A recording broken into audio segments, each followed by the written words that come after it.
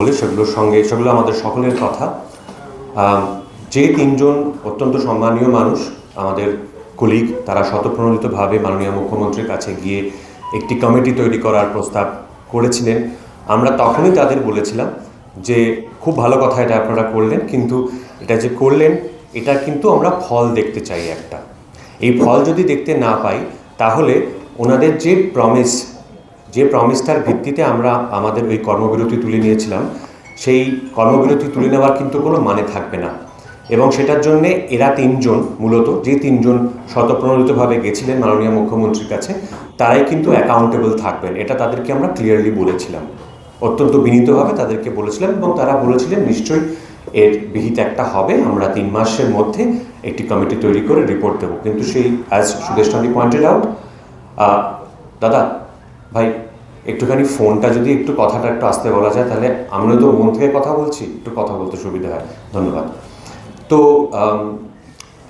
বলেছিলেন যে এর একটা নিশ্চয়ই বিহিত হবে এবং একটি রিপোর্ট জমা পড়বে এবং সেখানে সকলের সঙ্গে কথা বলা হবে। সেখানে ফেডারেশনের যারা নেতাবর্গ আছেন তাদের সঙ্গেও কথা বলা হবে, যারা পরিচালক আছেন তাদের সঙ্গেও কথা বলা হবে, প্রযোজকদের সঙ্গে কথা বলা হবে। তার কারণ আমরা একটাই কথা বারবার করে বলার চেষ্টা করছি, সেটা হচ্ছে একটি ফিল্ম ইন্ডাস্ট্রির স্টেক হোল্ডার কিন্তু সবাই। টেকনিশিয়ানরা যেরকম তার স্টেক হোল্ডার, প্রযোজকরা লগ্নি না আনলে একটি ইন্ডাস্ট্রি চলতে পারে না। পরিচালকরা সেই লগ্নিকে যদি ঠিকমতো ব্যবহার না করেন তাহলেও একটি ইন্ডাস্ট্রি চলতে পারে না। তো পরিচালক এবং প্রযোজকদের এক্ষেত্রে অন্তত যে সমস্যাগুলো ফেস করতে হচ্ছে, হয়তো সেগুলো কোথাও একটু ওভারল্যাপিং বা একে অন্যের সঙ্গে মিলেমিশে আছে। প্রযোজকদের অনেকেও আমাদের সঙ্গে আছে। ইনফ্যাক্ট আমরা যারা এখানে বসে আছি আমাদের মধ্যেও অনেকে পরিচালক হবার পাশাপাশি প্রযোজক। সেই ব্যাপারের কথা পরে আমার সহকর্মীরা, আমার সিনিয়ররা বলবেন। আপাতত যেটা বলতে চাই সেটা হচ্ছে কি এই সমস্যাগুলো ঠিক কী, সেইগুলো নিয়ে ভাষা কিছু ধারণা আপনাদের সকলেরই আছে। আমার ধারণা সকলেই জানতে পারেন, প্রত্যেকেই অনেক শব্দ শোনেন, সেই শব্দগুলো নিয়ে অনেক ক্ষেত্রে ইন্ডিভিজুয়ালি আমাদেরকে এসে জিজ্ঞাসাবাদ করেন যে আচ্ছা এই নিয়মটা আপনারা কীভাবে দেখছেন, এটা আপনারা কীভাবে হ্যান্ডেল করতে চাইছেন। কিন্তু আসল জিনিসটা কি, আইনত কি এখতিয়ার একটি ট্রেড ইউনিয়নের, একটি ফেডারেশনের আইনত এখতিয়ার কতটা, কি সে করতে পারে একটি ট্রেড ইউনিয়ন, কি করতে পারে না, এবং কি হয়ে চলেছে, কি করে চলেছেন এই ফেডারেশন, সেইগুলোর একটা বিস্তারিত ডিটেলস আপনাদের দেওয়া প্রয়োজন বলে আমাদের মনে হয়েছে। সেই প্রসঙ্গে আমি শুরু করছি প্রথম থেকে যে নিয়মগুলি।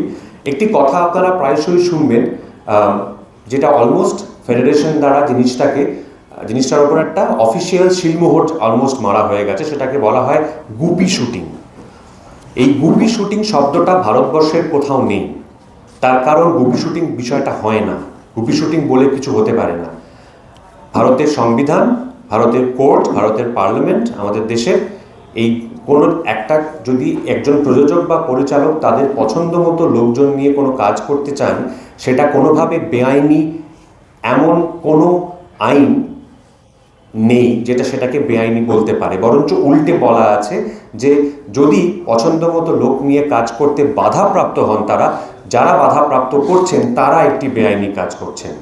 কিন্তু আমাদের এখানে আনফর্চুনেটলি ফেডারেশনের আওতাভুক্ত লোকজন ছাড়া কাউকে নিয়ে কাজ করতে গেলে সেটাকে গুপি শুটিং বলা হয়, বা ফেডারেশন যে সংখ্যক লোকজনের ঠিকা দিয়ে দিয়েছে যে এতগুলো লোককে নিয়ে কাজ করতেই হবে, তার থেকে কম নিলে তখন সেটাকে গুপি শুটিং আখ্যা দেওয়া হয়। আমি এক এক করে কয়েকটা পড়ছি, মাঝপথে আমি এনুলদাকে টেক ওভার করতে রিকোয়েস্ট করব। একজন চলচ্চিত্রকর্মী তিনি যদি কোনো গিল্ডের সদস্য না হন তাহলে তিনি ইন্ডাস্ট্রিতে কাজ করতে পারবেন না। যদি একান্তই করেন তাহলে সেই সমস্ত বিভাগে গিল্ডের লোকেদের নেবার পরেই বাড়তি সদস্য হিসেবে তাকে নিয়োগ করা হয়। এইটা ভারতীয় সংবিধানের আর্টিকেল 21, আর্টিকেল 21-এর পরিপন্থী, যা সমস্ত নাগরিকদের আইনি যে কোনো কাজে নিজেদের ইচ্ছা মতো নিযুক্ত হওয়ার অধিকার দেয়। কোনোভাবে কোনো ট্রেড ইউনিয়ন সেই অধিকার কেড়ে নিতে পারে না। সহজ উদাহরণ হলো, কোনো সংস্থায় নিযুক্ত হওয়ার পর কোনো কর্মী নিজের ইচ্ছা মতো ট্রেড ইউনিয়নের সদস্য হতেই পারেন, এটা তার নাগরিক অধিকার। কিন্তু ট্রেড ইউনিয়নের সদস্য নন বলে তিনি কোনো চাকরি পাবেন না, এটা ভারতের কোথাও ঘটে না এবং এটি সম্পূর্ণ বেআইনি, এবং এটাই কিন্তু এখানে বারবার বছরের পর বছর ধরে করা হচ্ছে। একটি বিশেষ ইউনিয়নের সদস্য না হলে তাকে কাজ করা থেকে বাধা দেওয়া হচ্ছে, যেটা সারা ভারতবর্ষের প্রচলিত আইন অনুযায়ী বেআইনি। 2 নম্বর, এর পরের সমস্যা হলো চাইলেই কেউ গিল্ডের সদস্য কিন্তু হতে পারেনও না। কেউ যদি মনে করেন যে গিল্ডের সদস্যপদ পাওয়ার পরে তিনি ইন্ডাস্ট্রিতে কাজ করবেন, সেখানেও তিনি আটকে যাবেন, কারণ গিল্ডের সদস্যপদ সম্পূর্ণ গিল্ডগুলির সেক্রেটারি এবং সভাপতিদের ইচ্ছা অনুসারে দেওয়া হয়। টালিগঞ্জে গিল্ডের কার্ড পাওয়ার চেষ্টায় বহু যোগ্য কর্মী দীর্ঘদিন ধরে অপেক্ষা করে আছেন। এমনকি রাজ্য সরকার পরিচালিত, এটা খেয়াল করে শুনবেন, রাজ্য সরকার পরিচালিত রূপকলা কেন্দ্রের ছাত্রছাত্রীরাও গিল্ডের সভাপতি এবং সম্পাদকদের ইচ্ছে ছাড়া কার্ড পান না। ফলে তারা ইন্ডাস্ট্রিতে কাজ করার ব্যাপারে প্রভূত সমস্যার মধ্যে পড়েন। উদাহরণস্বরূপ এটাও বলা যায় যে 2018-র পর থেকে অ্যাসিস্ট্যান্ট ডিরেক্টরস গিল্ড কোনো নতুন কার্ড ইস্যু করেনি। এক্সিবিশনগুলো কিউরেট করেছি, আমার নিজের ছবি আমি দিয়েছিলাম, সেটা সিলেক্টেড হয়েছে বেঙ্গলি প্যানোরামায়, সেটা স্ক্রিনিংয়েও যাব, আমি সবাইকে নিয়ে যাব, আমি ছবিও দেখব, অন্য যে কাজ দেবে সেই কাজ আমি করেছি, করব। এবং ফেস্টিভ্যালের সঙ্গে কোনো বিরোধ নেই। ফেস্টিভ্যাল তো আমাদের সবার, এটা তো কোনো ফেডারেশন বা কোনো পার্টি বা কোনো একজন মানুষের নয়, এটা তো পুরো সবার। সুতরাং ফেস্টিভ্যালের সঙ্গে কোনো বিরোধ আমাদের নেই। এবং গৌতম দা ফেস্টিভ্যালে রয়েছেন, গৌতম দার সঙ্গে আমি রোজ ইন কনভারসেশন আছি about the festival, about what ever he wants সেটা। তো আগামী দিনে মানে তার মানে তোমরা আরো কিছুটা সময় দিয়েছো মানে তাদের কাছ থেকে উত্তর আসার জন্য? না, কারের কাছ থেকে না, আর তাদের কাছ থেকে কেন? তুমি বুঝলেই না, এখন তো আর কারুর কাছে উত্তর নেই। এখন আমরা আইনি পদক্ষেপ নিয়েছি, আমরা এখন তো কেস ফাইল হয়ে গেছে, এখন আর ফেরত আসার কিছু নেই। এখন অন্য কেউ এটার মধ্যে ঢুকতে পারবে না, আমরা সেটা রিভার্স করতে পারবো না। We have ফাইলড a case with the competition commission of India. সেটাই আমাদের বলার ছিল যে 30শে নভেম্বর অবধি আমরা, ইটস জাস্ট মানে একটা কি বলবো কাকতালীয় যে 4 তারিখ থেকে ফেস্টিভ্যাল আরম্ভ হচ্ছে, কিন্তু আমরা তো 4 মাস ওয়েট করেছি। আবার ফেস্টিভ্যাল শেষ হবে, আবার একটা অন্য কিছু আসবে। আমরা আমাদের দিক থেকে, আর এটার সঙ্গে তো ফেস্টিভ্যালের কোনো বিরোধ নেই, এটা তো আমরা সবার জন্য করছি। প্রেস মিটে শুরুতেই আপনি বললেন যে কোনো ব্যক্তিগত কারণ কোনো ব্যক্তির নাম করবো না, আক্রমণ করবো না, কিন্তু ফেডারেশন তো একজন ব্যক্তি কেন্দ্রিক, মানে একজন ব্যক্তি থাকে।